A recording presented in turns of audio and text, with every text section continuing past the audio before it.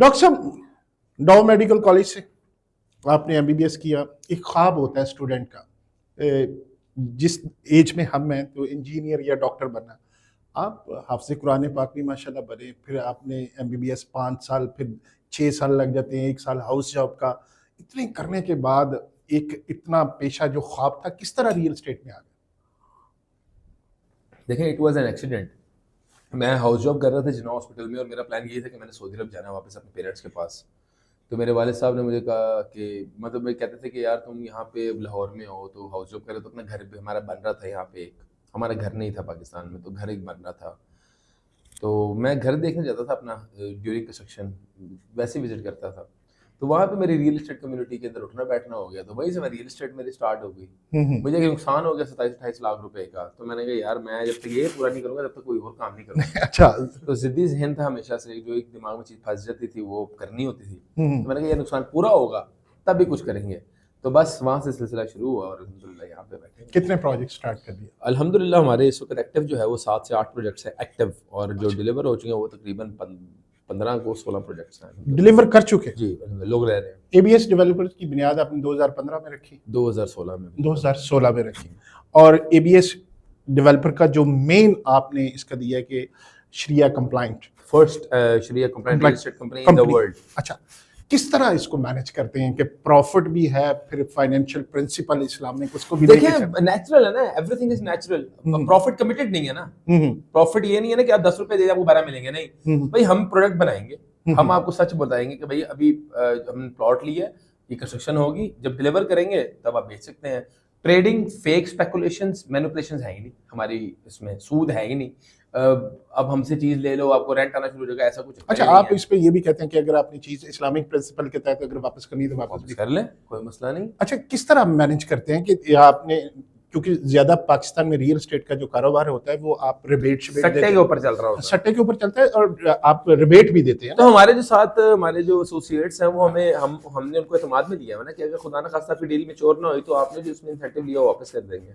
अच्छा, फिर करते हैं? जी बिल्कुल, हमारा रजिस्टर्ड ही सेल्स एसोसिएट चल रहे हैं। अच्छा, वैसे ओके।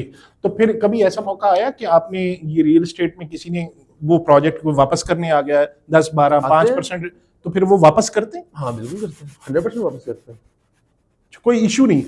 कोई। तो कितने कस्टमर आपके मुतमिन इसमें? अल्हम्दुलिल्लाह हमारा तकरीबन 10 से 12 हज़ार क्लाइंट है। 10 से।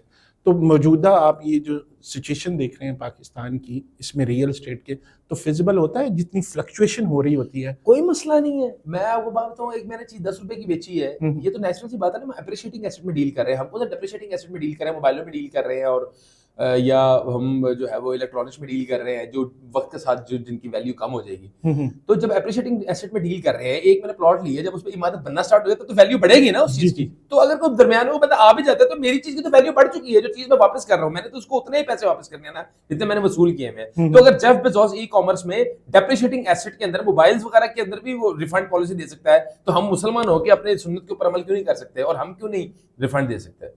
तो मैं तो इंस्पायर्ड हूँ उस मॉडल से कि यार हमें जो दीन ने कारोबार सिखाया वो सबसे बेहतरीन है। नुकसान हो ही नहीं सकता जब आप दीन के मुताबिक काम कर रहे हैं। मजहबी घराने से आपके नाना माशाल्लाह अल्लामा इहसान अली ज़हीर साहब एक बहुत बड़ी शख्सियत थी, तो वहाँ से रियल एस्टेट कभी हुआ फैमिली से कि यार किस कारोबार में चले गए, क्यों? नहीं, कारोबार करना कौन सा एक एंटी इस्लामिक चीज़ है। कारोबार करना एक बुनियादी हक है, और ये आयन मैं समझता हूँ कि ताजर के तो फजीलत ही बहुत है इस्लाम में।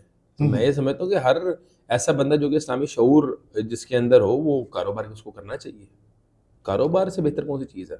सपोर्टिंग रहा आपको जो आपका रिलीजियस? मेरी फैमिली ने मुझे बड़ा सपोर्ट किया, मेरे वालिदैन ने मुझे बहुत सपोर्ट किया, मेरे बहन भाई ने मुझे बहुत सपोर्ट किया, मेरे दोस्तों ने मुझे बहुत सपोर्ट किया हमेशा। अल्हम्दुलिल्लाह बड़े हमें अल्लाह ताला ने मुखलिस साथी अता किए हैं, बड़े ज़बरदस्त एक फैमिली अता की है। मेरी वालिदा की दुआओं की वजह से आज हम यहाँ तक अल्हम्दुलिल्लाह पहुँचे हैं। मेरे वालिद साहब की बड़ी सपोर्ट है। फिर एक अमली तौर पर मेरे वालिद साहब इस वक्त हमारे कंस्ट्रक्शन को हेड करते हैं, और अल्हम्दुलिल्लाह हर लेवल पे उन्होंने हमें सपोर्ट किया। नहीं, डॉक्टर साहब आपके वालिद साहब माशाल्लाह वो हेड कर रहे हैं, चेयरमैन है एबीएस डेवलपर्स के। तो वो एक डॉक्टर होने उनको थोड़ा सा कैसा लगा कि अपना एक प्रोफेशन शिफ्ट में थोड़ा मसला हो गया था, फिर मैंने उनको रिजाइन देके तो बुलाया था। अच्छा से अब सारे भाई यही काम कर रहे हैं? अब हम भाई भी और वालिद साहब भी बिल्कुल यही काम कर रहे हैं। अच्छा, तो कैसा लगा? بہت اچھا ہے, بڑا زبردست ایکسپیرینس ہے. اور سب سے میں کو بتاؤں خوبصورت بات یہ ہے کہ ہمیں پاکستان میں کام کرنے کا بڑا مزہ آ رہا ہے. مطلب پاکستان نے وہ اپرچونیٹیز مجھے دی ہیں کہ میں یہ سمجھتا ہوں کہ اس طرح کی اپرچونیٹی مجھے دنیا کے کوئی ملک نہیں فراہم کر سکتا تھا. میں یورپ بھی گھوما ہوں, میں امریکہ بھی گیا ہوں, میں سعودی عرب میں رہا ہوں ساری زندگی, میں دبئی میں رہا ہوں. تو مطلب مجھے جو اپرچونیٹی سعودی عرب جو پاکستان نے فراہم کی ہے وہ دنیا کو کوئی ملک نہیں فراہم کر سکتا. اور میں سمجھتا ہوں پاکستان کے اندر کاروبار کرنا بہت آسان ہے. پاکستان تو آپ کو it's the land of opportunities, ایک ڈیولپنگ کنٹری. جو لوگ کہتے ہیں برین ڈرینیج جو ہو رہی ہے, آپ ان کو کوئی چکر نہیں ہے, برین ڈرینیج تو ہو رہی ہے. دیکھیں میں کہتا ہوں میں بھی تو ڈاکٹر ہوں نا, میں تو وہ مثال ہوں کہ باہر سے میں آیا ہوں پاکستان, میں نے چوز کی ہے جی ٹھیک ہے. تو کہنے کا مقصد یہ ہے کہ میں اگر یہ بات کر رہا ہوں تو میں تو پریکٹیکل آپ کو ایک ایگزامپل ہوں نا آپ کے سامنے بیٹھا ہوا کہ یار ہم ساری زندگی باہر رہے اور پاکستان آئے اور اللہ تعالیٰ نے یہاں پہ ہمیں ترقی دی, تو ہم اس زمین کو کیوں برا کہہ سکتے ہیں, کس طرح برا کہہ سکتے ہیں. ہمیں اس زمین نے ہر چیز دی, نام دیا, دولت دی, ہمیں شہرت دی, عزت دی. اللہ تعالیٰ کے فضل کے بعد تو پاکستان کا کردار ہے نا ہماری ترقی میں. بالکل. تو میں یہ کہتا ہوں کہ یہ ملک سے ہمیں بے لوث محبت اور پیار, اور اب ہم اس نتیجے پہنچے کہ یار اس ملک نے مجھے بہت کچھ دیا اور میں بھی اس ملک کو کچھ دینا چاہتا ہوں. بس میں اس ملک کو کچھ دینا چاہتا ہوں, میرا یہ مشن ہے, یہ میرا مقصد ہے. کیا پلان کیا؟